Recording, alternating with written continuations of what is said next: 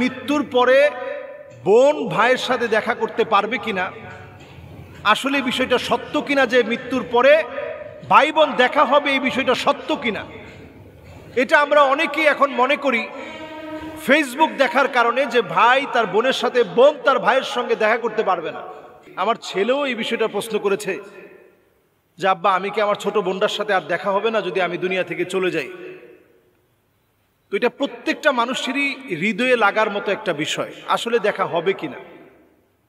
এটি খুব বেশি ভাইরাল হওয়াতে এই বিষয়টা নিয়ে কথা বলা আমি দায়িত্ব বলে মনে করছি।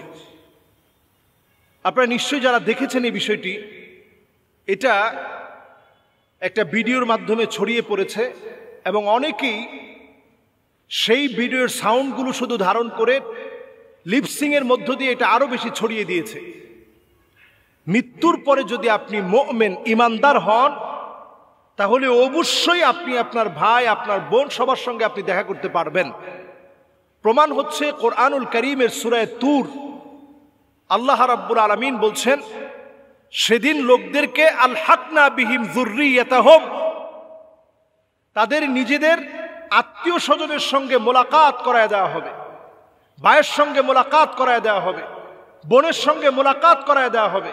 আলহাকনা বিহিম যুররিয়াতাহুম, ভাই তার বোনকে পাবে, বোন তার ভাইকে পাবে। অবস্থা দেখবে সেদিন এমন হবে যে ভাই হয়তো জান্নাতি, বোনটা হচ্ছে জাহান্নামী। দেখার পরে বলবে যে আল্লাহ, আজকে আমার বোনের গায়ে জাহান্নামের পোশাক কেন? আল্লাহ রাব্বুল আলামিন সেদিন যদি মাফ করে দেন, এটা আল্লাহ রাব্বুল আলামিনের ইচ্ছা। আর যদি মাফ না করেন, তাহলে ওই দেখাটাই শেষ। এরপরে যদি আল্লাহ তাআলা দেখান তাহলে ভিন্ন বিষয়।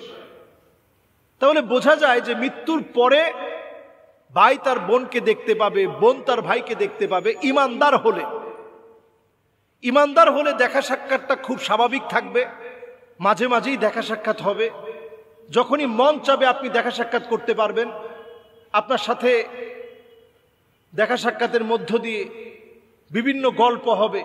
আল্লাহর জান্নাতে বাড়ি হবে এমন, এক তালা থেকে আরেক তালা হবে, মা বাইনা সামাই ওয়াল আরদ, জমিন থেকে আকাশ যত দূরে, আকাশ থেকে জমিন যত দূরে, জান্নাতের এক তালা থেকে আরেক তালা হবে এত দূরে। সুবহানাল্লাহ বিহামদি। সেই জান্নাতের ভিতরে আল্লাহ তাআলা দেখা সাক্ষাৎ করিয়ে দিবেন। এটা কোরআনুল কারীমের আয়াত দ্বারা প্রমাণিত। এবার হাদিসের দিকে আসি। সেদিন কিছু মানুষ আল্লাহর কাছে বলবে, কানু ইউসাল্লুনা মাআনা, আল্লাহ এই মানুষগুলো, এই যে আমার ভাই, এই যে আমার বন্ধু, আল্লাহ এরা তো আমার সঙ্গে একসঙ্গে নামাজ পড়তাম, আমরা দুই ভাই একসঙ্গে যেতাম, আজকে আমি জান্নাতে ও জাহান্নামে, আল্লাহ আপনি মাফ করে দেন না। সেদিন যখন এইভাবে আল্লাহর কাছে ফরিয়াদ করবে, আল্লাহ যার ফরিয়াদ কবুল করবে, আল্লাহ বলবে যাও তাকে জাহান্নাম থেকে নিয়ে আসো। সেদিন গিয়ে আত্মীয় স্বজন একে অপরকে, বন্ধু বান্ধব একে অপরকে, ভাই তার ভাইকে টেনে নিয়ে আসবে। এটা হিসাবের বা বিচারের একটা পর্যায়ের কথা বলছি। তাহলে সেখানেও সাক্ষাৎ হবে। এবার আসেন আল্লাহর জান্নাতের ভিতরে বিরাট একটা মাজমা হবে।